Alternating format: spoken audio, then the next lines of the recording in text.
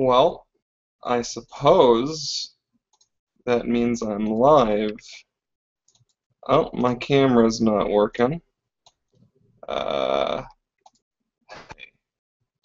we go. I don't believe I have any viewers. Invite people, whatever. Cool. Links. Okay.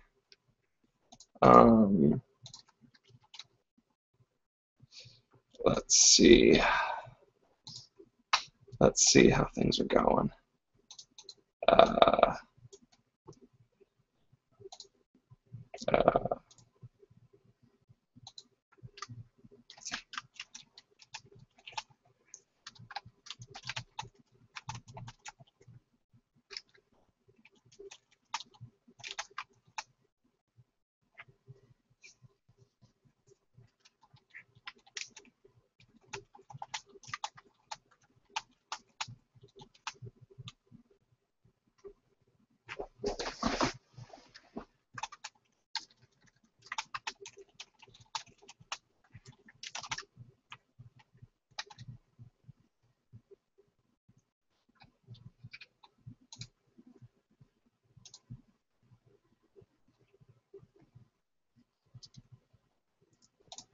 Okay. Is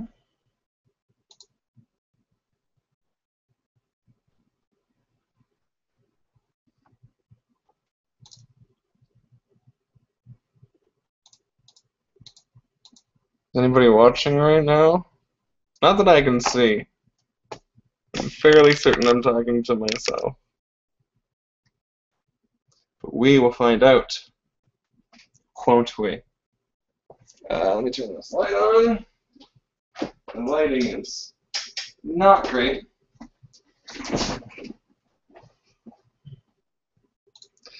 Okay.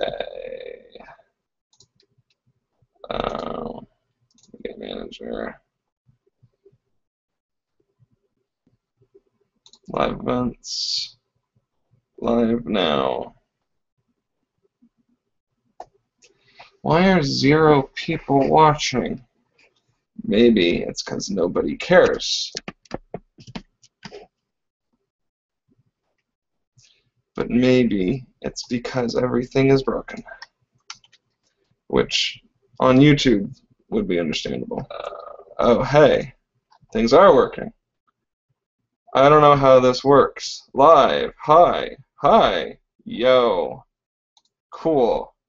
Hello, everybody. Oh, it is working. Greetings to all of you. Thank you for joining. How are you? I am great. I am learning how all of this works. So I think you leave comments on YouTube. Newest comments. You're watching. You care. That's good. Thank you, Pygmies Gaming. Hang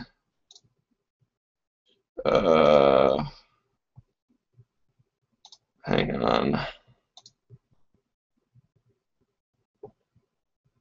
Megan Tonges, are you watching? Get out of here. I don't even want you here. I'm learning how this is going to be. This is Corey learning technology, which is a lot of weird noises. So if you like weird noises, you've certainly come to the right place. Hello, Griffin. Hello, Pretentious Tea Time. I hope Megan Tonges is here. If all of you could just leave and Megan could just watch me. I don't want to Skype with her, but I just want her to watch me talk to myself. And I will talk to her and about her with no response. Because Megan Tonges is best when she is not talking. And I'm laughing at my own jokes. Hello. I'm probably going to have to, like, close Facebook, Rebecca, because it's just going to be a huge distraction. You're not watching and you don't care. Thank you. Good. Weird noises are your favorite. What's the best way to actually see the chat like a chat room? You know?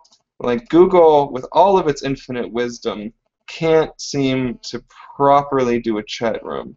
YouTube comments are not a chat room. Because what was great about Blog TV was the liveness, the instantness. Right now I'm just like refreshing, and it keeps defaulting to top comments instead of newest first. Hola, Joe Matta 31. Hello, Maya. My name is not Percy. Tech Human. Hello, Daniel. Hello, Lionheart 8. Hello, Kevin. Chagnot. Oh, it's up to. So excited to see you unedited. I have a really long video of me unedited if you wanted to see that. It's not good, and it's really long. Let's see here. I don't like Google. I do this every time, like once a year. I did this like a year ago. And once a year, I'm just like, it's me going live, saying, how do I go live? And then I do that for like an hour, and then I think that it's dumb, and then I don't do it again.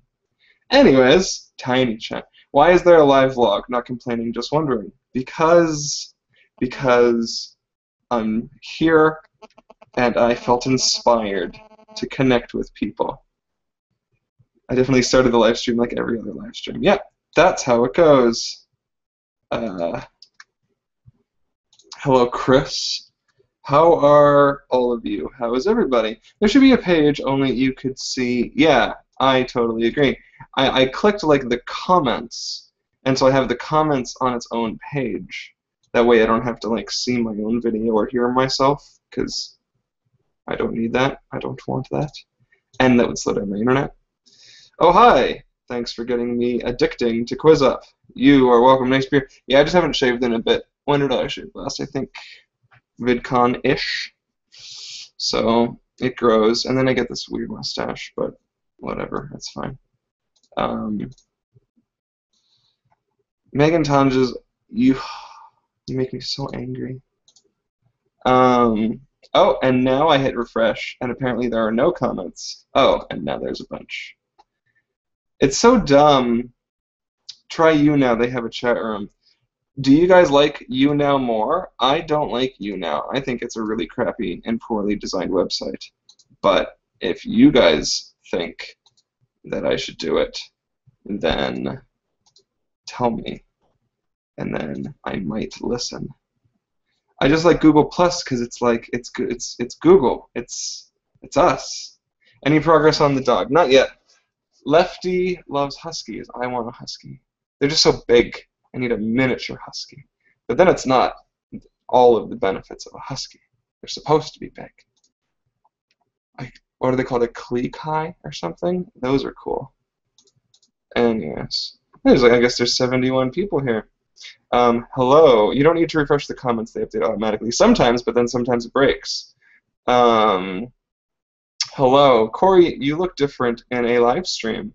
Oh, yes. Hi. I apologize for looking different. I want to match your expectations. You know, as already just I hate how they make you keep getting votes to stay on. I guess they got rid of that. I guess that's not a thing anymore. YouNow is rubbish. Rubbish, I tell you. Hello, Dana. Saturday Night Live vlog. Life is fun. Good. Try this thing. Google Hangouts on Air adds live Q&A for broadcasters. What if we did that? Google has been steadily adding features. I don't want to read all of this. In our brief testing, it worked. As with, I don't have time to read all of this. It's just going to be me reading for many minutes. Live Q&A app, which accomplishes pretty much what once you go on air, viewers can submit questions during your broadcast and also vote on each other's questions. As you yammer into your webcam, you can select questions you'd like to answer from a queue, then mark them as finished. I want to do this, so it's probably one of the apps. Add app.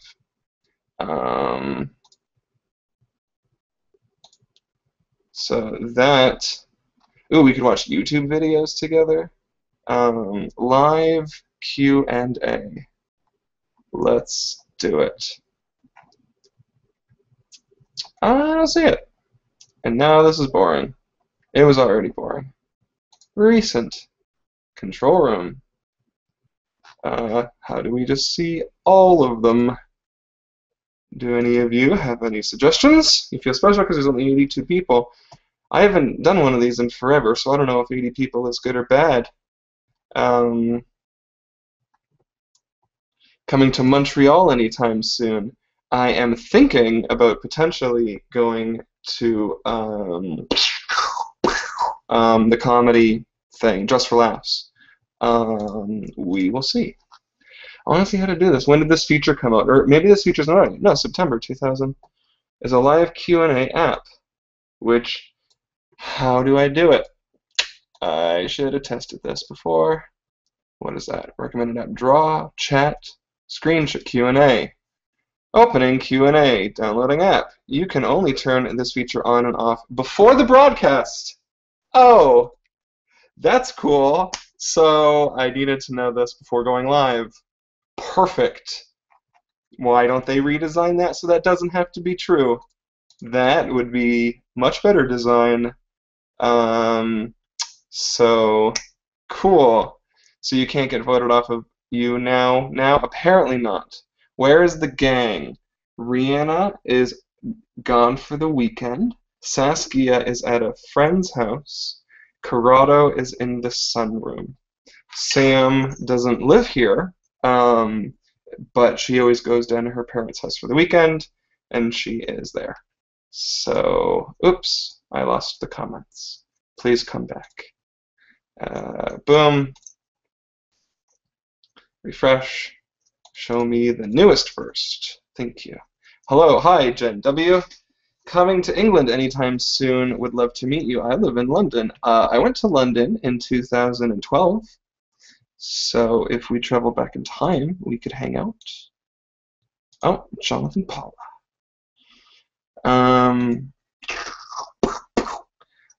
This is exciting. I forgot what it was like doing these things.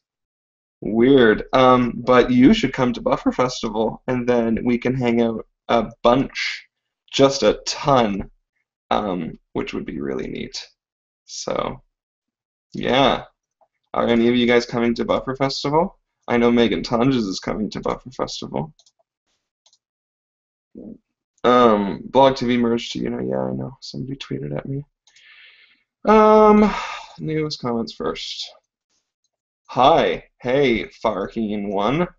How have I been? I've been really good. I don't know if I've been really good. I've been good. I've been living life. Basically, after VidCon, I kind of like took that week easy. And then this past week, I just worked really hard on Buffer Festival, like full-time. And that is done. Not done. I don't know why I said that. That is what I did for the past week. Showing my dedication by watching this at 3 a.m. Thank you, Laura. I appreciate that. Have you ever thought about having interns at Apprentice A? We have interns from time to time. We have an intern right now named Mary. A couple months ago, we had an intern named Brock Sumner, who shows up now and again. Really cool dude. So yes, yeah, we do interns. It's hard because what we're looking for is very, very, very, very, very, very specific. And so people email us pretty regularly saying like, hey, oops, I dropped a thing.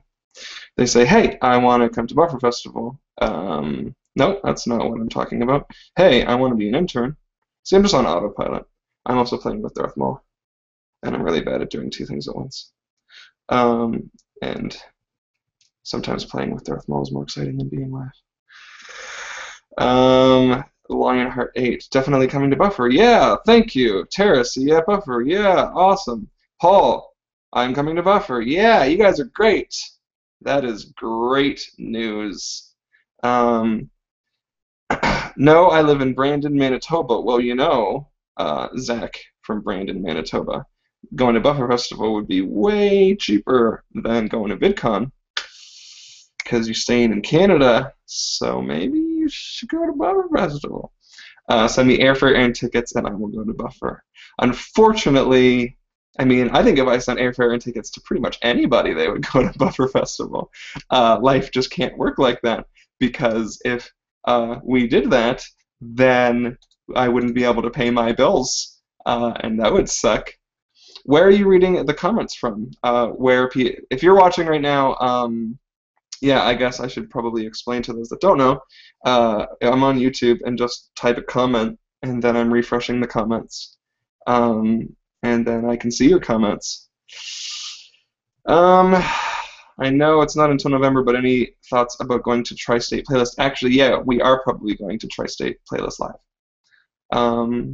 So how is the Vlogumentary coming along? And can't wait for it. It is coming along very well. We filmed some Vlogumentary at VidCon, which is primarily why we went. So Corrado was running around with the camera, and we shot some interviews. We got like a good hour of stuff between John Green and Hank Green, which was really cool.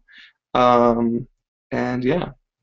As a teacher, I think you should have had Buffer Festival in the summer. Wink. I'm in Toronto visiting right now and would have loved to be there. That would be nice. We just have to do events when we have to do them. And actually, summer in Ontario is kind of muggy and humid. People that haven't been to Canada just assume Canada is cold, but that is not actually. I mean, it is in the winter, but that's not just permanently the case. Like, the weather is better. The weather is cooler in LA than in like Toronto right now. So yeah, we just figured like we picked like October, November because we wanted it to be after the Toronto International Film Festival, which happens in September. And so each year it's gonna be probably it's in October this year, and it looks like it's in October next year, like 2015, as well. Did you guys decide on a house pet yet? Not quite. There are some local animals in dog shelters that we are thinking about going and checking out, because it would be nice to adopt. Where is Buffer Festival taking place? Buffer Festival is taking place in Toronto, in the Entertainment District, in the TIFF Bell Lightbox, and a couple other theaters. I have 2 questions, says Stephen. Do you feel reluctant to talk about serious subjects or controversial views on the vlog because of potential backlash? I do feel reluctant, and I think I actually talked about that recently in the vlog. I was at my parents' house, and I was vlogging in my old bedroom. What was that vlog called, just in case you wanted to check it out? It's called Ice Cream Vlog. Extra spicy, honest, or positive, and role model, if you wanted to see that. But yes, I think I am more likely to be honest than to be controversial. When you're honest, people do, for the most part, tend to be really supportive. When you're controversial, people more tend to. It's like if somebody's being honest, you can agree or disagree. But if somebody's being controversial, people kind of get offended, and then they get angry. And so I'm kind of aware of that when I talk to the camera. Yeah, I don't share all of my views, and I tend to kind of like, I don't want to be apologetic, but I tend to kind of like skim over the simple stuff. No, I tend to simplify. Sorry, I tend to simplify complex issues or things that I am unsure of. And if I'm really unsure about something, I don't tend to talk about it. I tend to kind of like I'm quite introverted as a person, and I tend to kind of keep my thoughts to myself until I've fully formed them. And sometimes that takes seconds, sometimes that takes months or years.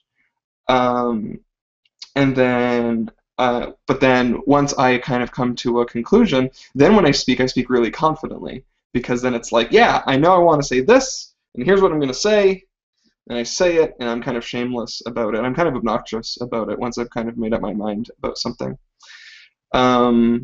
Michigan weather is crazy too. I'm sorry to hear that. Corey, do you have a guilty pleasure song? Nope, not really. I guess Switchfoot is kind of my, like, I keep going back to Switchfoot. all the time. Lately, as I've been working, I've just been listening to the soundtrack from the film Her. I listen to a lot of movie soundtracks because I like nice stuff that doesn't have any words, because then I can kind of ignore it, but it helps me stay focused and whatever. So yeah, so I've been listening to the Her soundtrack. Who knows how many times I've listened to it? I can actually check in the past week, but it's been a lot. I mean, I've listened to the whole soundtrack like 10 times, and that's like 12 songs. So I'm probably looping it 2 to 3 times a day, and I enjoy it. I think I've watched enough Degrassi and live in Dubai too long to assume Canada is always colder than here anyways. I mean, Toronto's pretty warm right now. It really is. Let's refresh the comments. Greetings from Iceland. Oh, God, I forgot how I got tired. How tired I get when I go live. I really love how you talk about ADD/ADHD. A lot of people don't take it seriously, but I think you always talk about it in an appropriate light. And that's another thing that, like, with ADHD, there's been a couple times in the vlog. See, here's the thing. There has been one time in the vlog this year that I've really turned on the camera, upset about something in the moment, and recorded. Because normally I go away and think my thoughts first. But there was one night, a couple months after I realized how bad my ADHD was and I was treating my ADHD, that I was watching a video about, like, all the things that the scientists have learned about ADHD in the past couple years.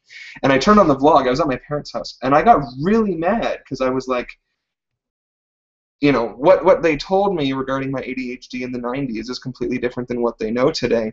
And I said, like, don't you think when they figure these things out and they confirm it and they know that it's true, that they should, like, tell the people that they know have ADHD, like, hey, you need to do this, hey, you can't do this, hey, blah, blah, blah. Like, I was basically told my ADHD was harmless and was going to fade away when I grew up, and then doctors found out that that wasn't true and learned way more about it and didn't bother telling me, so how am I supposed to know? And I got really mad, and I put that in the vlog, and it went live. And that was a topic where a lot of people got really rude towards me, saying, like, well, you need to be responsible for your own health, well, you need to do this research yourself, doctors can't go around, like, telling you everything that's wrong with you, it's up to you, and blah, blah, blah, blah, blah. And they're right. And, you know, I obviously, outside of that moment, with a calm and rational mind, would think, like, yeah, you know, that makes sense. Like, what are they going to do? Send out, like, send out mail? Send out health information in the mail to all kinds of people all the time, every time they make a every time they make a breakthrough? Of course, that doesn't entirely make sense. But the thing with, like, YouTube is that it's like having a conversation, one monologue at a time, or like a debate. It's like if you're in a debate class and your opponent gets to talk for 2 or 3 minutes before you get to talk. So I talked and I rambled and blah, blah, blah, and then all these people who have not, you know, very somewhat rudely disagreed with me, even if they were right, which I now think they were, it sucked reading the comments the next day because, you know, I was in a different state. I was in a different mood.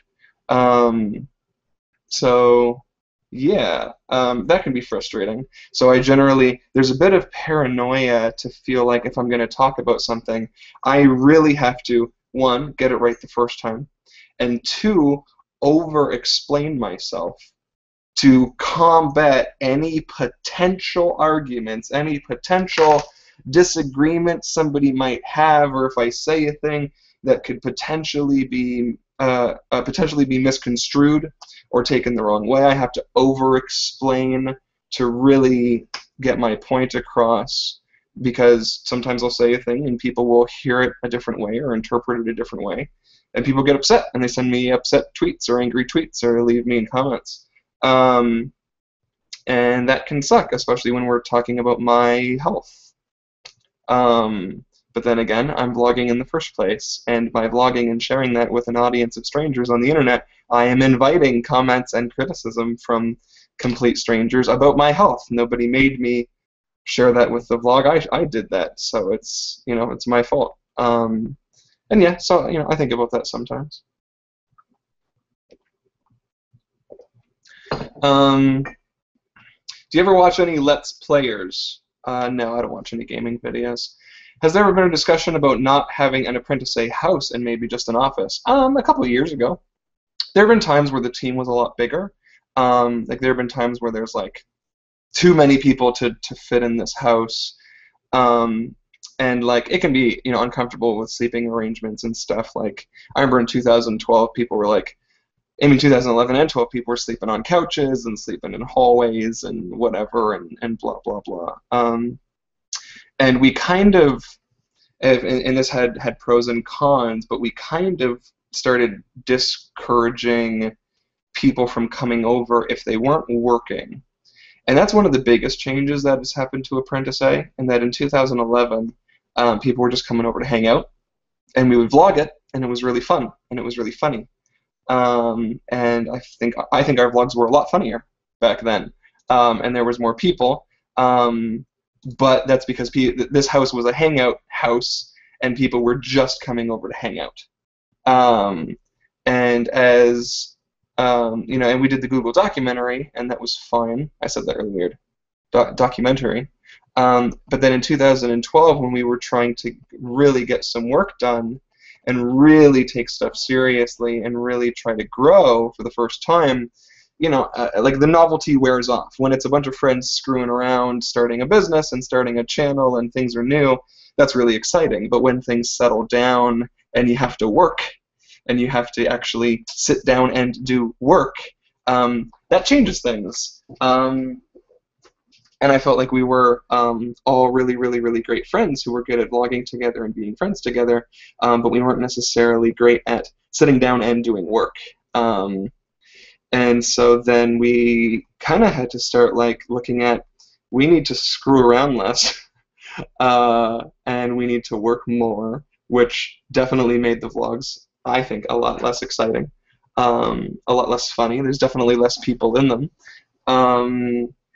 But we're able to do, you know, but once we started doing that, that's when we started doing the road trips, and we went to Europe, and we started working on Vlogumentary, and we started working on Buffer Festival, and now we're doing those things, and out of all of them, obviously Vlogumentary is huge, and I can tell you guys all really care about it, and we, trust me, as much as you care about it, we care about it 1 billion times more, I promise. And then Buffer Festival, which seems like it's working. We had our first year, and it was, I think, a very, very big success. And we're doing our second year, and people are coming back, and a bunch of new people are coming, and people are excited about it. And yeah.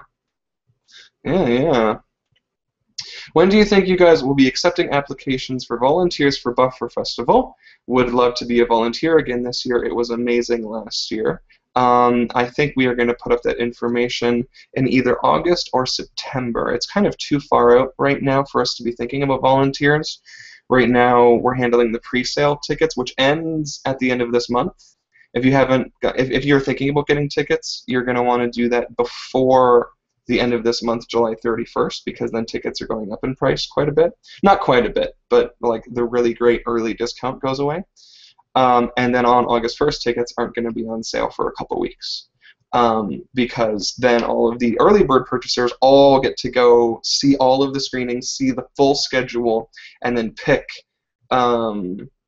tickets to every single specific screening. And so we shut down our ticketing system to let the purchasers do that. And then once they've all done that, then we relaunch the system, and then tickets aren't pre-sale anymore, and then you'll be able to buy like individual tickets and stuff. But it's gonna be really cool, because people are gonna pick their exact seats. So you'll be able to like look at the schedule, figure out what shows you want to go to, look at your screenings, pick your screenings, and then pick your seats. And what's really cool about that is that means at Buffer Festival this year, there are going to be no lines. no lines at Buffer Festival at all. So when you go to a screening, you show up 10 minutes before the screening, and you have a seat, and your seat letter and number is on your ticket, and then you sit in your seat, and all is good in the world, which I think is, man, I'm so excited, because that's so different. You don't have to line up. And last year, like, people had to line up. They didn't have to, but people were lining up. How is Buffer different than any other cons or gatherings? Are you homophobic? No, not at all. How is Buffer different than any other cons or gatherings? Well, Buffer Festival isn't a convention. Like, Playlist Live is a convention, VidCon is a convention, and you can call a con either a convention or a conference. Buffer Festival is neither of those things. Basically, at its root, root, at its core. Now I'm distracted and I'm thinking about roots. That's how ADHD works. At its core, Buffer Festival is a film festival. So if we were looking at like the traditional world, we would say that that VidCon would be like Comic-Con, right? Like they would be similar types of events. Comic-Con, I think, is Comic-Con San Diego is probably, I think it's the biggest convention in the world. Don't quote me on that. I'm just guessing. Who knows? But Comic-Con is certainly huge, huge, huge, huge, huge. And VidCon would be similar to that. But Buffer Festival isn't like that. Buffer Festival is more like Sundance Film Festival, or the Tribeca Film Festival, or Cannes Film Festival, or the Toronto International Film Festival, also known as TIFF. So it's just completely different things. It's like, how is Sundance similar to Comic-Con? They're different in almost every way. They just both happen to kind of be about movies. But at a convention, you go to a convention center or a convention hall, there's like expo halls, and there's booths, and there's vendors, and there's, I don't know, it's a convention. It is what it is. You guys know what you guys know what VidCon's like. Buffer Festival, there is no convention. There is no expo hall. There is no vendors. There is no main hangout area. You don't even buy tickets to Buffer Festival. You really don't. Like, you buy a ticket to VidCon, and you get your VidCon ticket, and then you go to VidCon, and then you go do things. With Buffer Festival, and with Sundance, and with TIFF, and with Cannes, and with Tribeca, you don't buy a ticket to TIFF. You do, but you don't. If TIFF, the Toronto International Film Festival, had 300 movies coming in September, because TIFF is in September, I would go buy tickets to individual movies. And tickets are really expensive. Tickets are like $140. And I would go buy a ticket to the premiere of a movie, and then I would go to that one movie, and then I could go to that one thing. And then if I wanted to go to a second movie, I have to buy a second ticket. So that's what Buffer Festival is like. And whereas VidCon tickets are $150, Buffer Festival tickets are $15. So it's only $15, but that's to go to one screening. Is Buffer involved in any way with TIFF? Yep, they were a sponsor last year, and we are in their building. We're in the TIFF Bell Lightbox. Anyways, so you could go to Buffer Festival with one ticket to one screening, and that's like feature length. So let's say an hour and a half, and that would be $15. Or you could go to 2 or 3 or 4 or 10 or 15.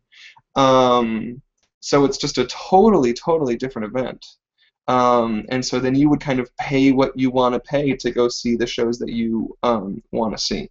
Now, another way that I would differentiate the two is that at something like VidCon or Playlist Live, you would really go to meet your favorite YouTuber. You would go hang out with your friends. You would wait in lines. You could get some autographs from your favorite YouTubers. They would be there. You would get pictures, and then you could go to some panels. There's lots of panels. There's a main stage, and there's performances, and it's a convention. With Buffer Festival, it's just a completely different event. It's not competitive. It's not better or worse. It's just totally different. At Buffer Festival, you go to a movie theater, and you go and you buy popcorn. And it's a real movie theater. It's a really nice, high-quality, like, cinematic movie theater. And then you go into a theater, and then you sit in a seat, and you got friends and popcorn, and there's a theater, and there's 500 seats, and everybody sits down, and then the lights go dark, and the movie comes up on the big screen. And it's an hour and a half long, but instead of it being a movie, it's a YouTube video. And instead of it being one YouTube video, it's probably a bunch of YouTube videos. And so we do Obviously YouTube videos aren't an hour and a half for the most part, unless it's me rambling. So instead, we would do like a themed show.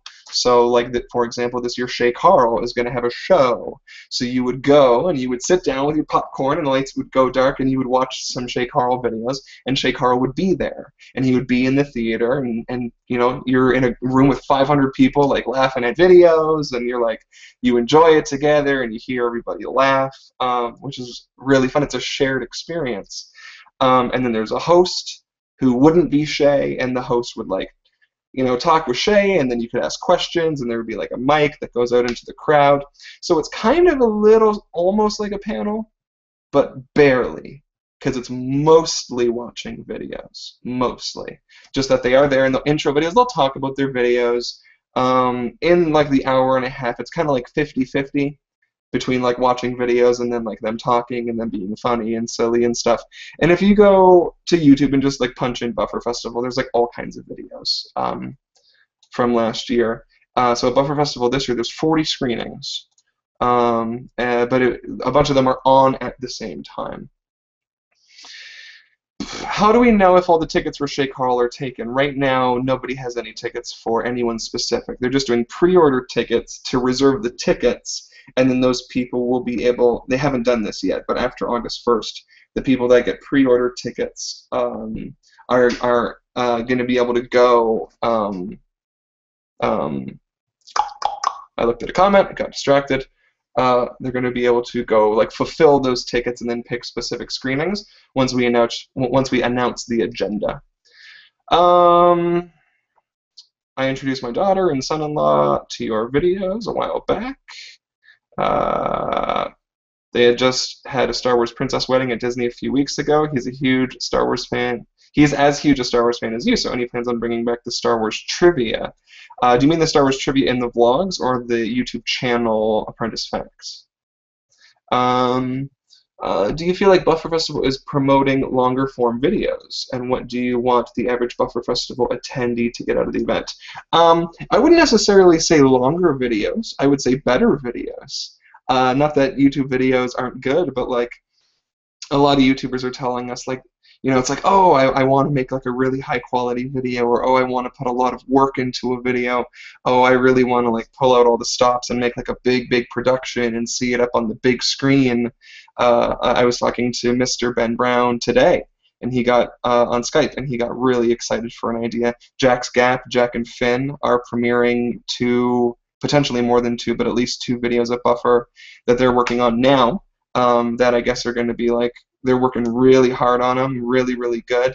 And then the quality, like, we're going to get the original files from them, the original exports, which are like, you know, like the really high quality exports.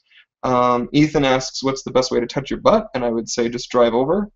I mean, you like live 15 minutes away, and if you want to touch it, it's here waiting for you.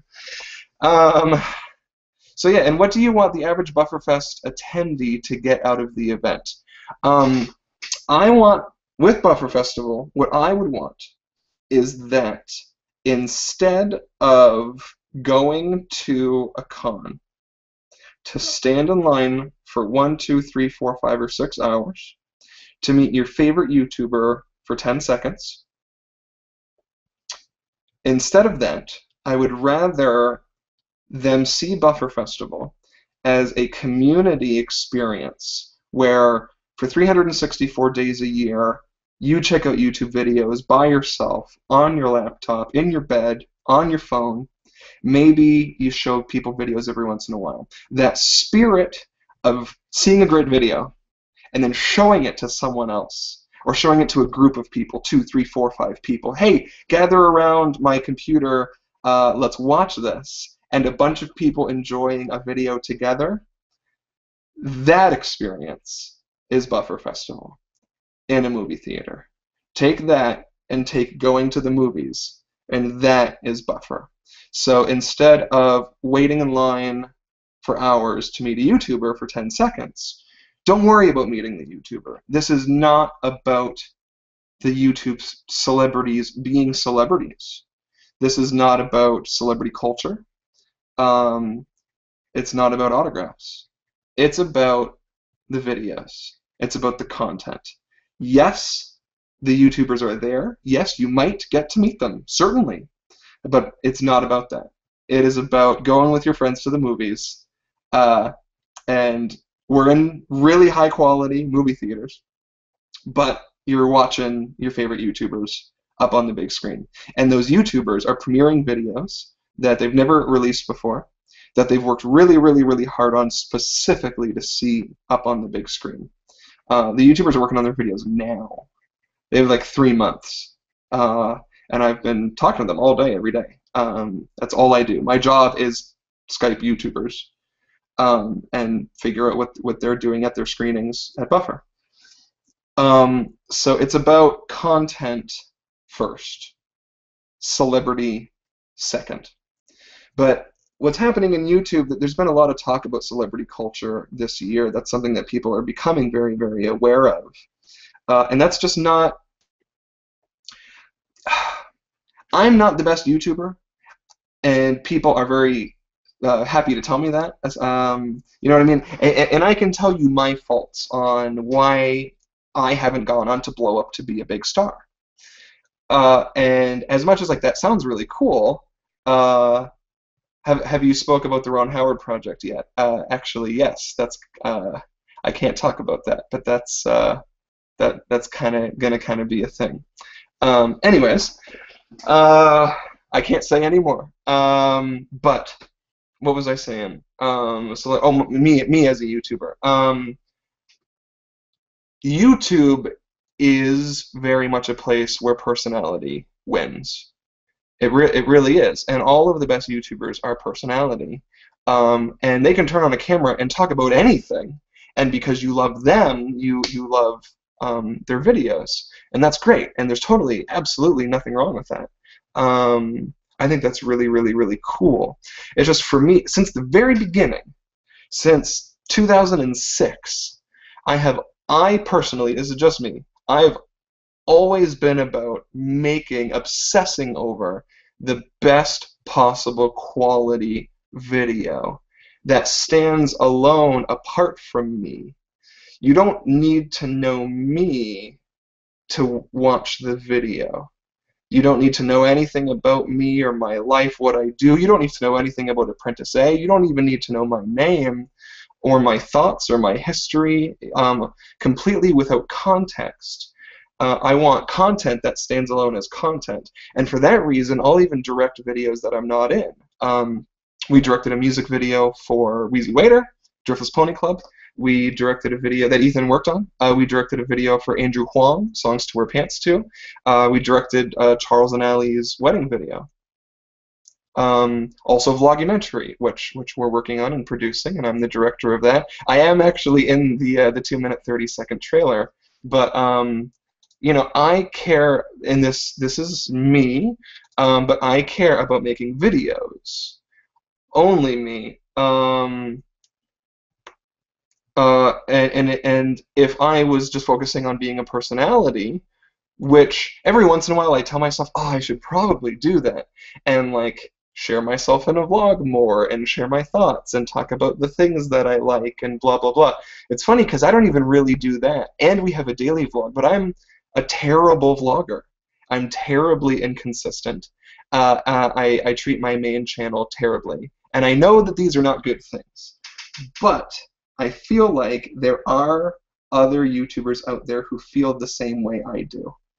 I think they're more successful than I am because they make more videos than I do, and I should really make more videos. But I do know there are YouTubers that put the video first, and who they are as a celebrity second, and they kind of don't even care.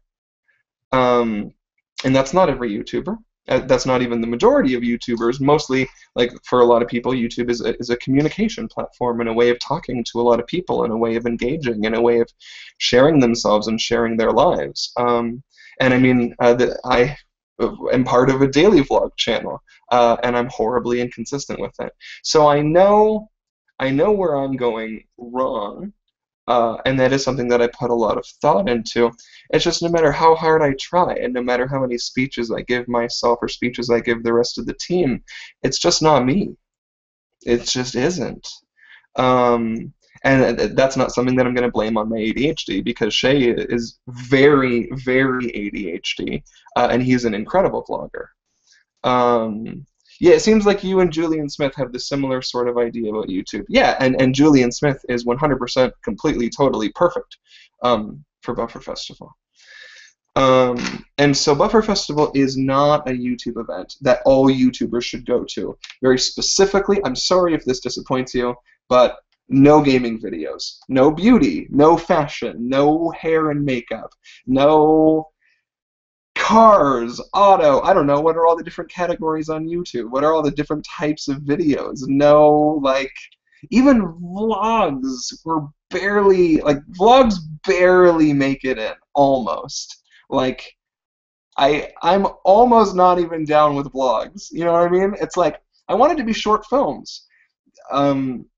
I was at VidCon, and somebody said this to me. I found this really interesting. I was at VidCon, and I was talking to this guy who works at Blue Ant, and he was there, and he had this really interesting point.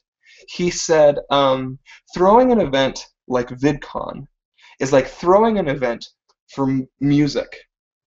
All music. Like, hey, you like music? Are you into music? You should come to MusicCon.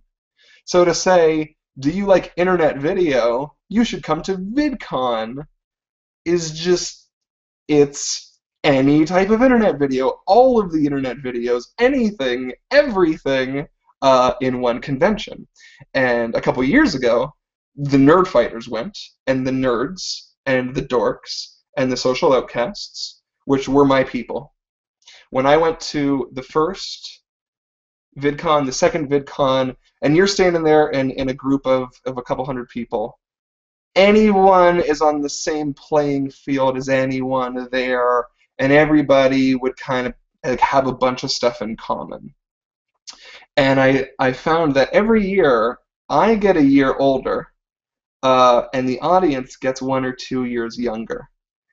And so now I go to VidCon, and there's a lot of screaming 14-year-old girls, which I just don't relate to. I'm not a screaming 14-year-old girl, and I don't understand the mind of a screaming 14-year-old girl.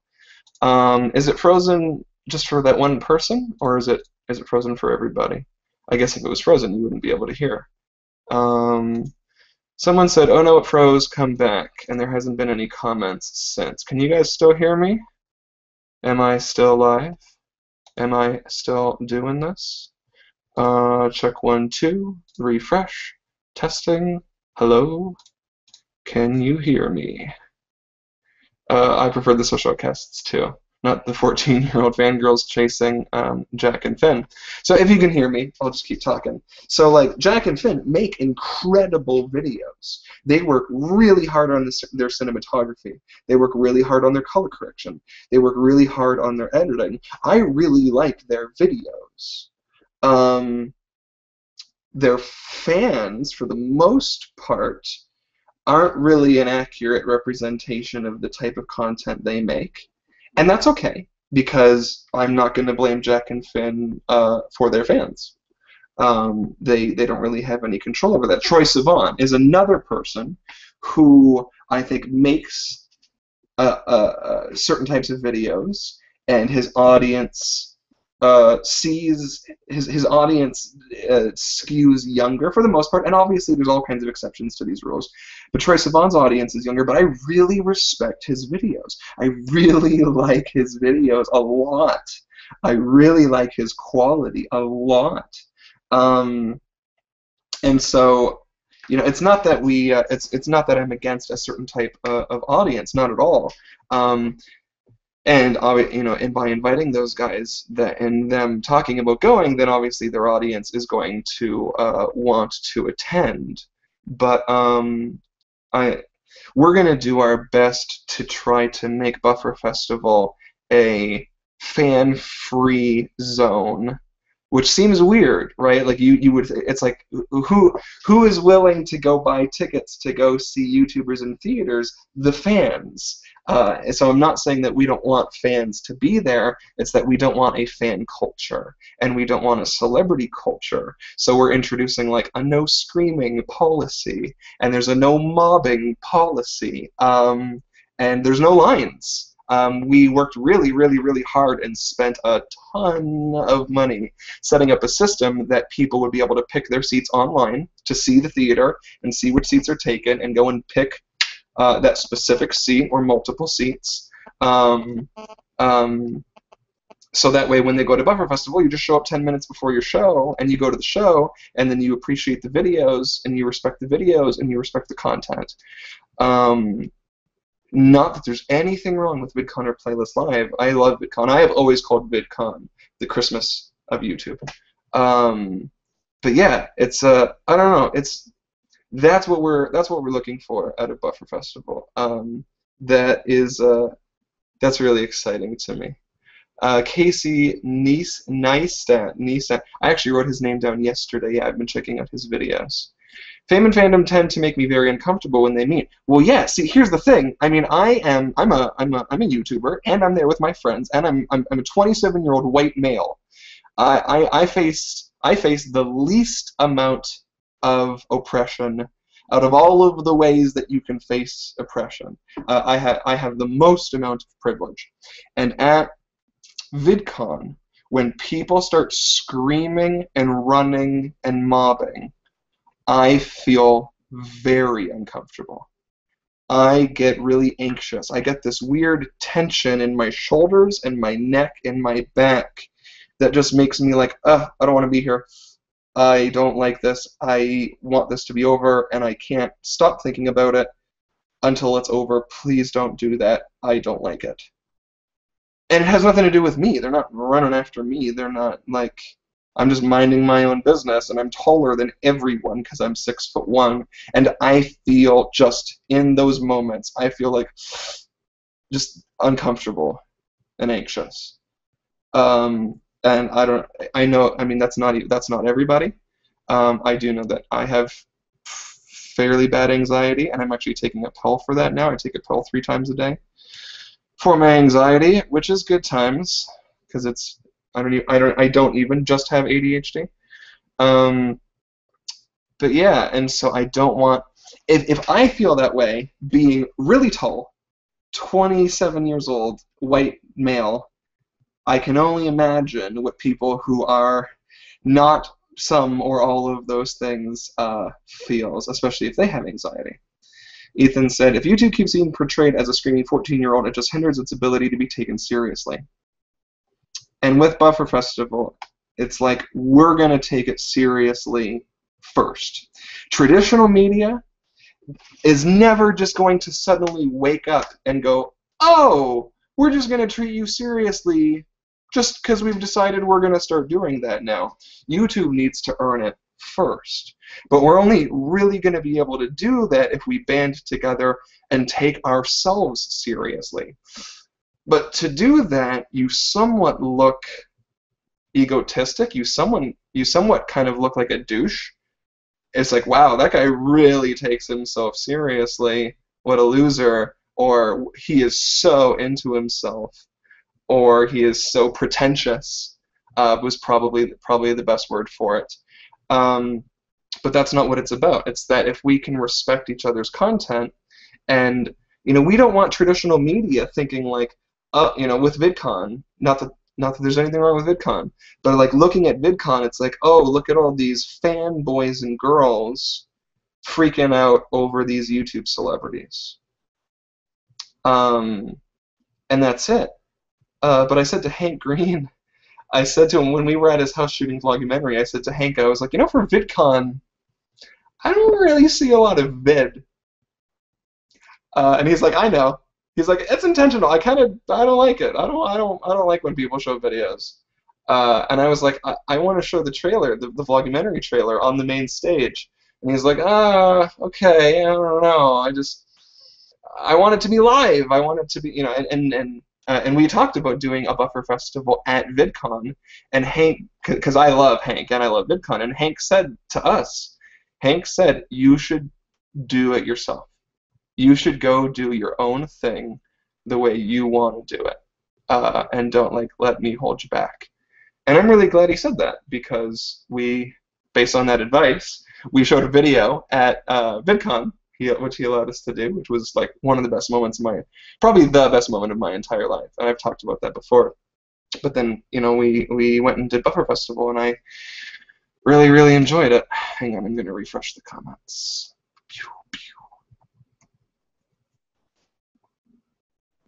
If you have anxiety or just trouble talking to people, get a job in sales. It's weird. I don't have trouble talking to people at all. But I think there's different types of anxiety. And I don't have social anxiety. I just have anxiety. I wake up in the middle of the night paranoid, scared, almost crying about bills, about nothing, about life, and wasting my time, and not being happy doing what I'm doing, and having lost friendships and burned bridges. And I mean, I know everybody thinks about those things sometimes, but it hits me like a wall.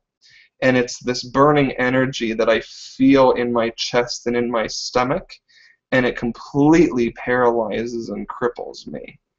And it happens a lot. And I didn't even realize that is not normal. I just figured, like, yeah, that's everyone, right? Which is why I was always so tired, and I never, ever, ever, ever slept well. People always tell me I look tired. I always have triple bags under my eyes, like 1, 2, 3, no matter how much sleep I get. And I never relax. I'm uptight. I take myself too seriously. And yeah, anxiety is super great. And there's a lot more to it than that, but the pills do really, really, really help. I think you want a more raw type of feeling of showcasing hardworking people. Yeah. Sometimes screaming fans take away from what's really important.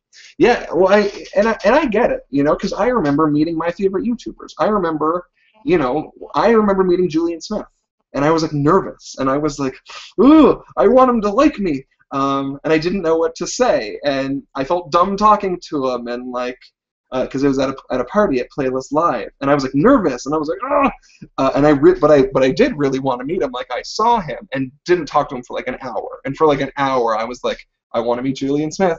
I want to meet Julian Smith. I really respect him. I really like his videos. I want to meet him.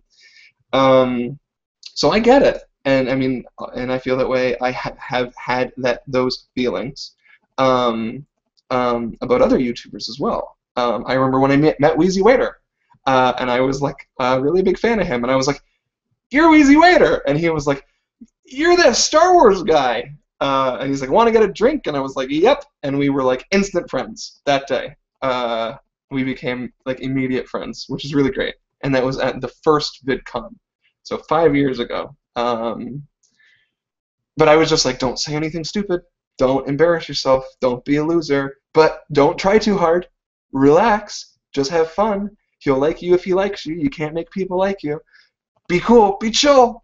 Don't look at your phone, but don't laugh at all of his jokes. And yeah, I mean, I want to meet people. I totally want to meet people. I get it.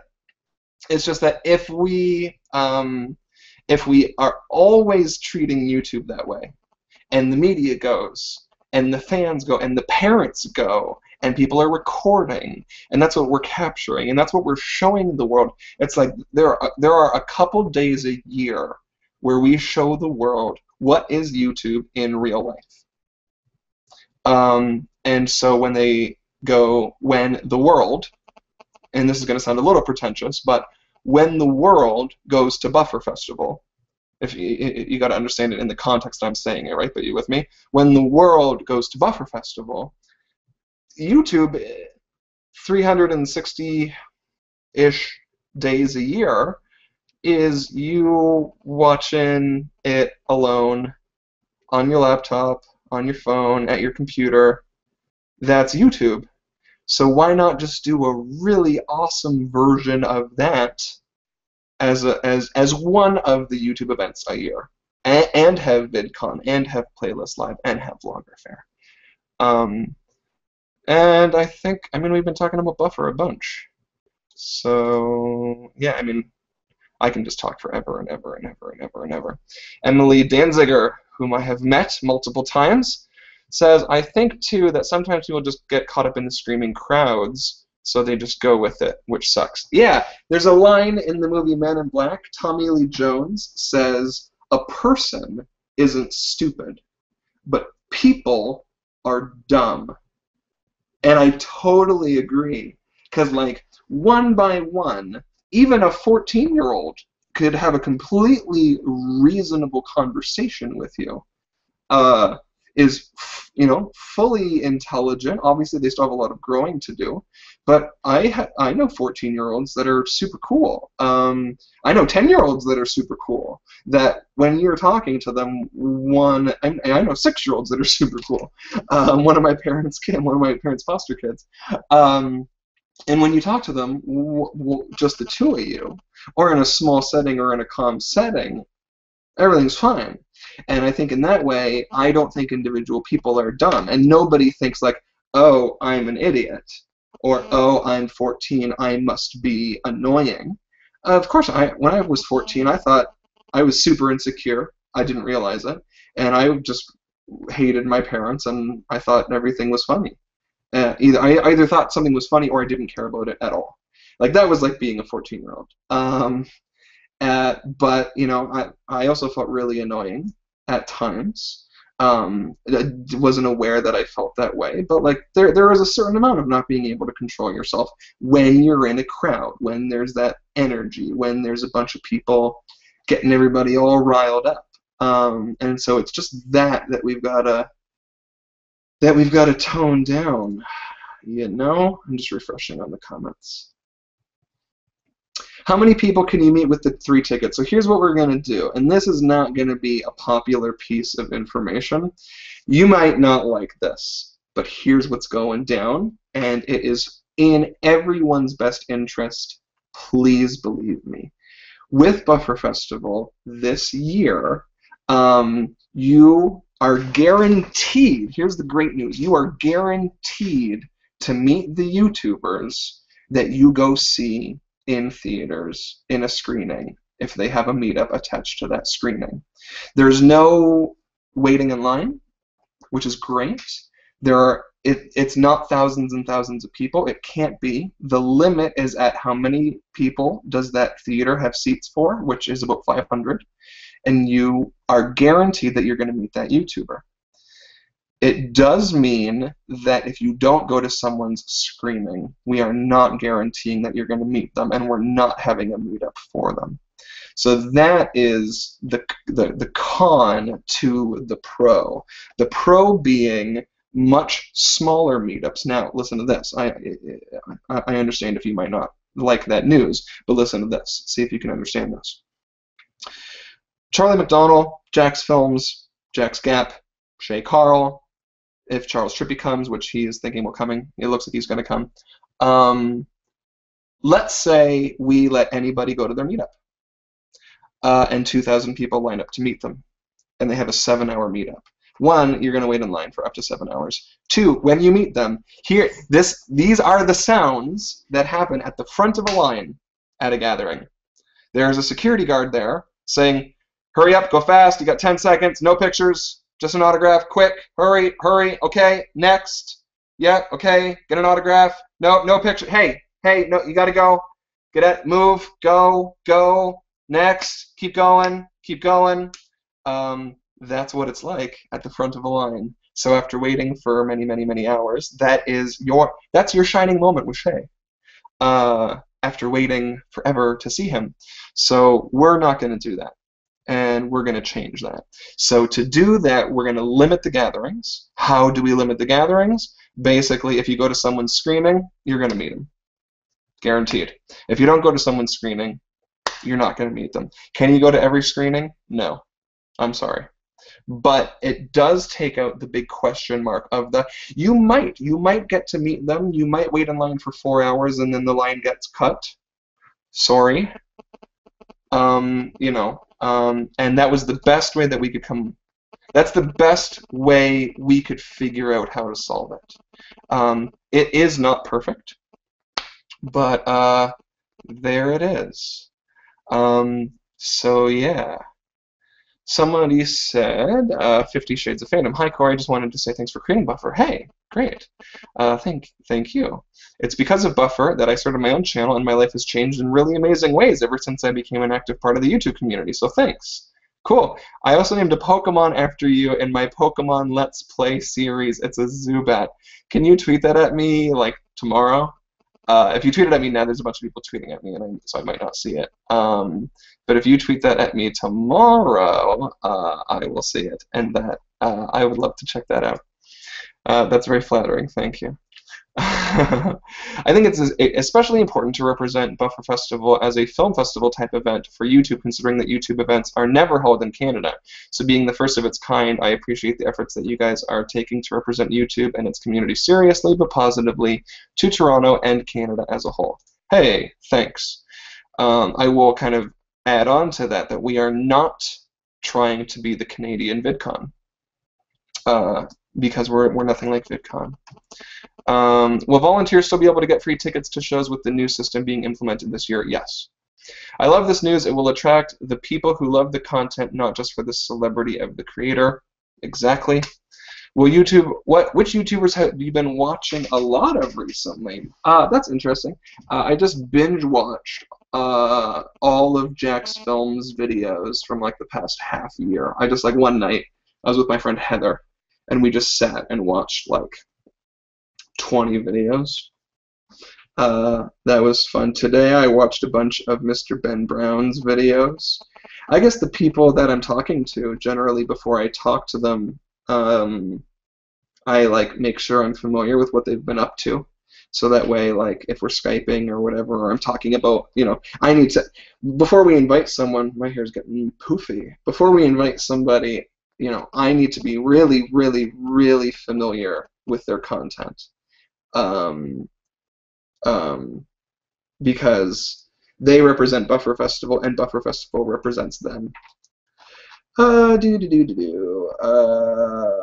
YouTubers have, yeah, I read that one. So yeah, I guess the YouTubers that are coming to Buffer. When the presale ticket people go to buy their tickets, what if they want to get seats with their friends? Well, that depends, because and there's two ways to do it, and we made sure that both ways work.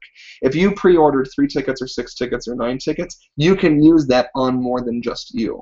Like, you could get 3 tickets and then fulfill those and like grab 3 seats to the Jack's Gap screening, or get 2 seats to Jack's Gap and 1 to Wheezy Wade, or you could get 6 tickets and put 2 seats in one and 2 seats in another show and 2 seats in another show. So that would work. Or if you buy 3 tickets for you and your friend buys 3 tickets for your friend, you know, you would just like figure it out between the two of you, like, you know, call each other and do it at the same time. Or it's like, you know, if you and your friends were going to the movies tonight and you were planning on, you know, buying tickets online and you were picking seats online, some theaters have that now, you would, you know, you figure it out. But basically, if you're doing it at the same time, you could try to pick seats and blah, blah, blah. I really like this live chat. Excuse me. Thinking of doing some more? I am. Yes. What do you guys think of this Google Plus thing? Do you know if Prank vs. Prank BF vs. GF is thinking about coming this year? They are thinking about it. There are a lot of YouTubers not listed on the website that are probably coming. The people that are listed on the website are 100% coming for sure. There are a bunch more YouTubers that are probably coming. We just don't list them until we know they are coming. Charles Trippy is one of those people. Prank vs. Prank would be around there, and a couple other people as well. Will there be a chance to display our own stuff at Buffer like last year's contest? Are you referring to the Canon contest? Because we are doing that Canon contest again, and where people got free cameras. After the Kentucky meetup in Sydney, I understand where Corey is coming from. I expected it to be a very different experience, but at the same time, there were hundreds and hundreds of people waiting to meet YouTubers with similar emotions to me, although mostly there for Troye Sivan. Yeah. Corey, there's a short filmmaker known as Tim H. You might like his content. Yes, he is on my list to invite. Are you a fan of Miranda Sings? I know who she is. I actually have only really seen some thumbnails and actually haven't checked out any of her videos. I think somebody on the team watched her videos and kind of said, like, she's great as a YouTuber, just not really what Buffer Festival is about. How long will Buffer Festival run for, or how long do you want it to run for? Well, this year it's 3 days. Actually 4 days, because we're going to do an industry day as well, but you guys don't need to come to that. That's like really, really for industry. But if you mean in the long term, I mean potentially just year after year after year, as long as we can. Will there be vlogging allowed at Buffer Festival? Absolutely. We actually did this last year. We have a disclaimer highly encouraging people to vlog. Actually, I'll read you something I wrote. Hang on. I wrote something that's on the website right now because I wrote out the policies. So, image release. Listen to this. I was really proud of this. Okay. So this is on bufferfestival.com. If you go down to the policies, it is an image release. So, Buffer Festival is founded on social media and digital video and is designed to be enjoyed by the YouTube community. It is important to be aware that during Buffer Festival, the venues are a place where filming, capturing, taping, shooting, vlogging, documenting, and recording video, audio, and images is encouraged. By attending Buffer Festival, you are giving the festival and its participants permission and consent to have your image and likeness captured, reproduced, and used in relation to the event, as well as releasing Buffer Festival and its participants from any claims. If you are made to feel uncomfortable by someone operating a camera, you may ask that person to respectfully not use that material of you. Crowd release notices, notice of filming signs, will be posted at the entrances and exits of all Buffer Festival venues. Wrote that in about 15 minutes, and I was pretty happy with how that came out. So yeah, Ethan asked, would Olin Rogers apply to Buffer? I'd kill to see him. Olin Rogers is confirmed. He is listed on the website. Olin Rogers is coming. And I think this is his first YouTube event, and it's his first time ever leaving the United States. And he is very excited. Since you need to have tickets to go meet with a YouTuber, does that mean all of the attending YouTubers have screenings? No, it does not. Thanks for inspiring me to study interactive media at college next year. Oh, excuse me.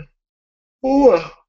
Do you realize how much of a positive impact you and the rest of Apprentice A are on your viewers? I don't feel like I do realize it. Sometimes it's really obvious when people say stuff like that, but I think all of us, everyone watching this right now, everybody in the world, we are all influencing the lives of every person we know, of every person that we engage with, of strangers, of how you treat people at the mall or on the bus. When you read something that somebody writes, I mean, you can be inspired by something that somebody posts on Tumblr. I could post like a cool poster, like of an inspirational message, and that could very subtly influence you. And I don't really think about it that much. That's not something that I put a ton of thought into, just because you're never gonna know. You can't know. But every once in a while, somebody will tell me, like, you know, they're going to college or university to study film because of me or because of Apprentice A, which I always think is really funny, because out of high school, I didn't go to film school. I never went to college or university. So, can you go into further detail about the Canon contest? No, I cannot. What I've been Laura said, what I've been wondering for a while, have you guys used VidCon last plus this year to also interview non-American YouTubers? Or will Vlogumentary only / mostly represent the USA side? Excuse me. To be honest, Vlogumentary will mostly represent the USA side, which is not ideal, and I admit that. It just, we are vlogging, or sorry, we are documenting the most popular vloggers, the most popular daily vloggers specifically, and I'm aware that that predominantly is white Americans, and I wish there was more that we could do about that. It's just it's like logistics and location and geography and budget. Not ideal, but it's something that I'm aware of and something that I'm trying to make sure you know, we keep in mind and do our best to have it not be a movie filled with a bunch of privileged white people.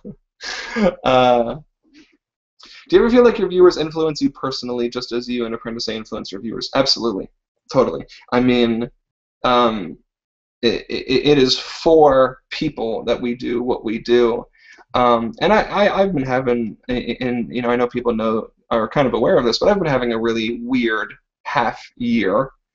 All of 2013 was really weird, was really rough, and then 2014 just been really weird. And I've been feeling more introverted than I ever have been, and kind of, I feel like I was struggling. I'm not going to say that I'm struggling now. It's that I went through struggle, and now I still just kind of am feeling the ramifications and kind of the leftovers from that, and the dust is settling, and then I'm trying to figure out what I'm doing with myself now. And when I was at VidCon, this is the VidCon I got recognized at the most. That was the first VidCon. That was the first time in my life I couldn't walk around, basically. I could, but I would get stopped, and then I tried to leave the hotel, and I ended up standing there for about an hour and a half. And I just only made it maybe 20 steps, and then I actually was like, "There's no way I'm ever gonna make it to where I need to make it to," and people are waiting on me, so I need to turn around and find a different way and kind of go through the back routes. But more on topic. So I mean that's really new for me. It wasn't a mob, but it was just I don't know. But people, especially this year, were really, really, really cool and really understanding. And there's just so many people that watch the vlogs, which is weird because when we upload the vlogs and they get less views, the vlogs are only only showing 2,000 views, which is really low for us. But so many people were there who watched the vlogs, and a bunch of people watched my 2.5-hour long video, which is crazy. And they were talking to me about it, and I don't know, I went to VidCon in a certain way, and VidCon totally rejuvenated me and totally inspired me, and that was 100% because of the response from people. It was great. It was really, really, really great, and I didn't expect it. I went in with very low energy and very low expectation, and I was just overwhelmingly surprised. Elaine says, film school is definitely a place to learn all the rules and meet people who like the same stuff as you, but like any uni or college course, it doesn't guarantee you anything, be it a job or whatever. It all depends on what you're creating and the people you meet and become close with. Yeah. Networking, it's not what you know, but who you know.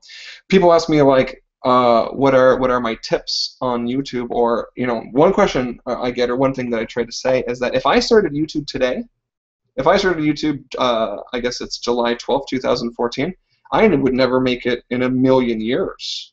My biggest tip is to go back in time and go join YouTube in 2006, 7, or 8. I have no idea how to do YouTube today. Not a clue.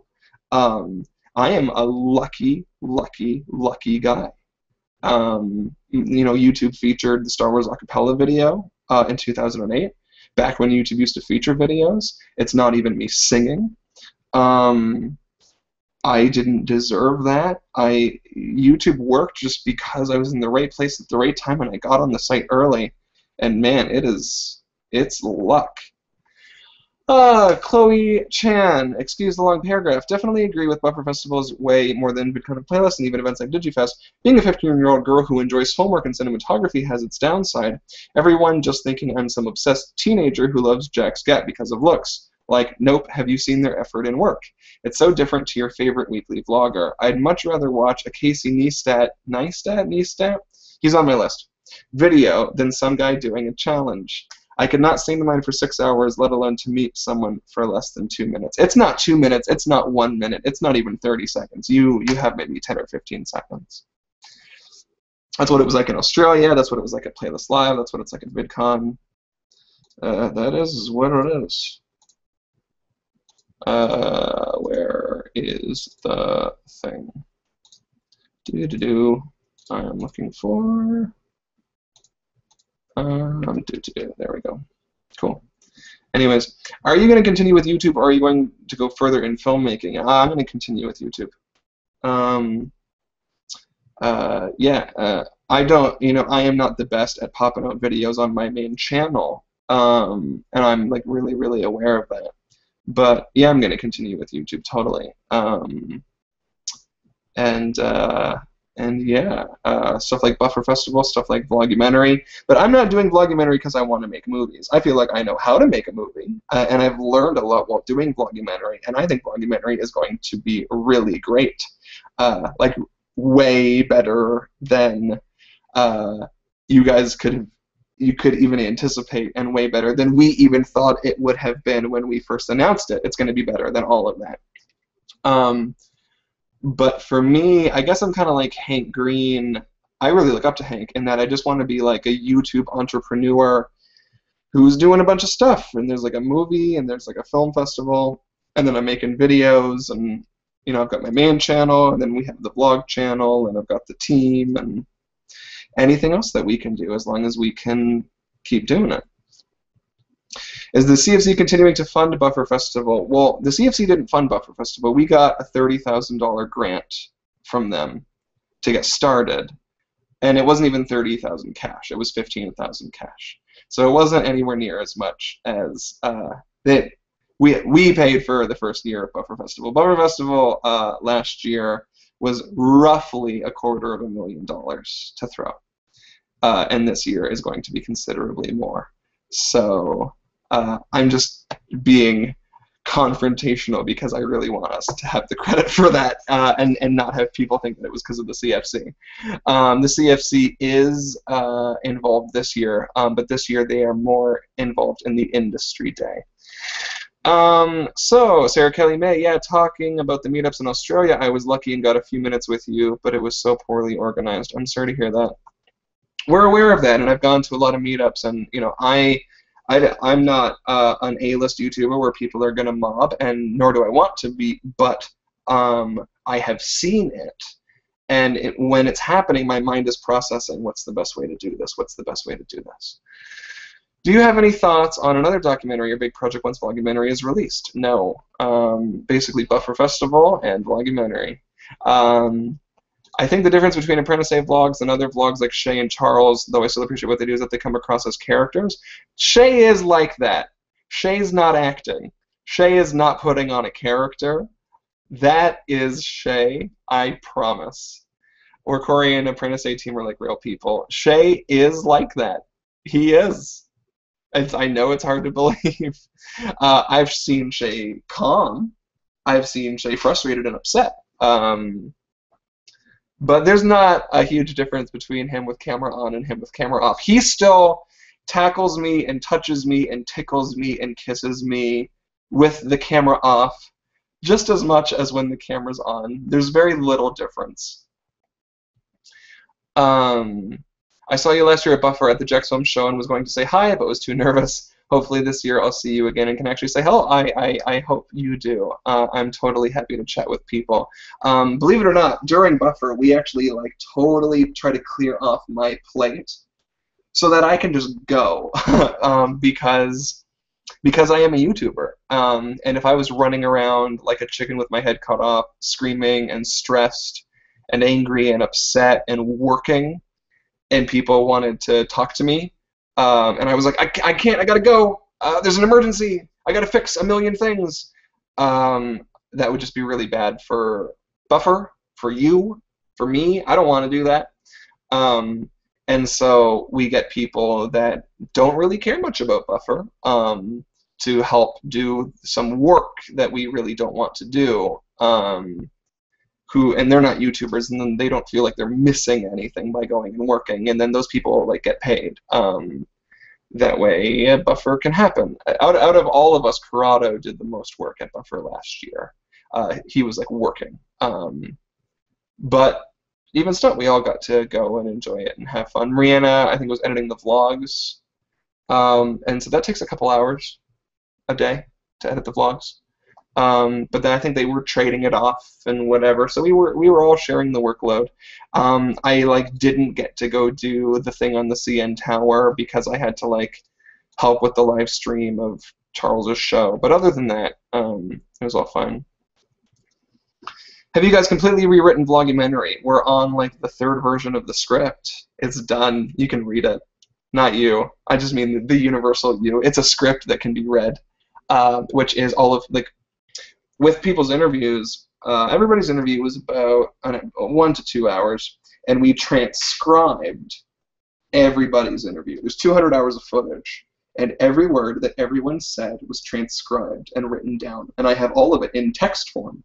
So you could read anybody's interviews, and I have them, and we all have them, and it's really cool. It took a long time to do that, but that's done.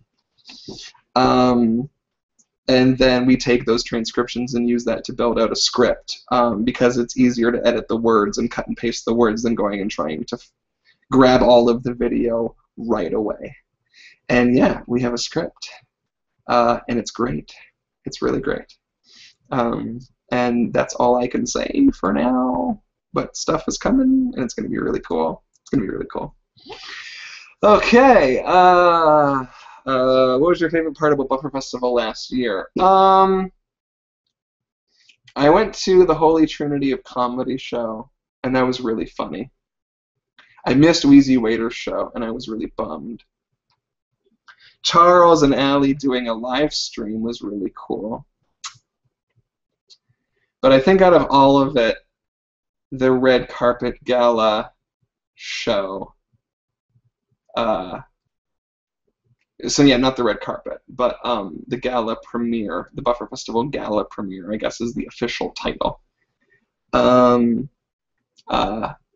was probably my favorite. That night, the Saturday night.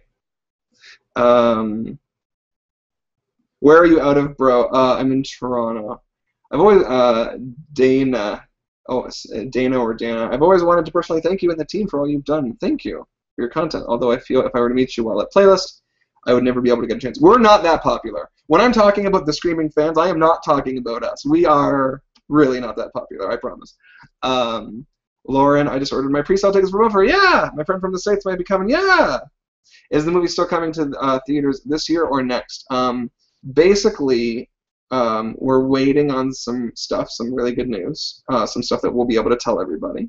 And then after that, because the script is done, the editing will come together really quickly, because having the script being done kind of means that the editing is like mostly done. Like the story is laid out. We just need to go grab all the clips. Excuse me. Excuse me. What was the question? I forget already. I yawned, and I was thinking about my throat hurting. And then I forgot. Buffer Festival, editing, scripts, I forget what I was talking about. That's what having ADHD is like. Buffer, is the movie still coming to theaters this year or next year? There it is. Okay. It is, so then we're going to edit, and then we have to release the movie at a film festival. We have to. And not Buffer. It has to be like a film festival where major Hollywood distributors are in attendance. So something like Sundance is the goal. So you guys will know all about that, and we'll apply to Sundance, and we'll cross our fingers, and then maybe we get in, maybe we don't. And in which case we have all kinds of backup plans on different places for us to go, like South by Southwest would really fit it well. Also Tribeca would fit it. Hot Docs. Even the Toronto International Film Festival. There's lots and lots and lots of options. And then after it goes to a film festival, then you try to get a distribution deal. And then you get a distribution deal, then you start figuring out how it's going to come to theaters worldwide, and how it's going to be on television, and what the TV deals are, if there's any online deals, any streaming, like Netflix or something else. Um, and they make an offer, and who knows, and blah, blah, blah, blah, blah. Um, Shayna, is it pronounced Shayna? I saw you recently. Thank you for tagging me in that picture on Facebook. We should have another meetup in Toronto, like we did the time Shay and Craig came. Yes, we should. Are you guys filming this year's Kentucky road trip? No, we're not. Do you still have Twitter TV on 24/7 in the house? No, we don't. Quick question, because the laptop's like kind of not working. Is there any chance that you make the movie available online? Absolutely. Yes, 100% for sure. We just have to do as many plans before that as possible. So yeah, that's it. I'm losing my voice, so I think I'm going to go soon.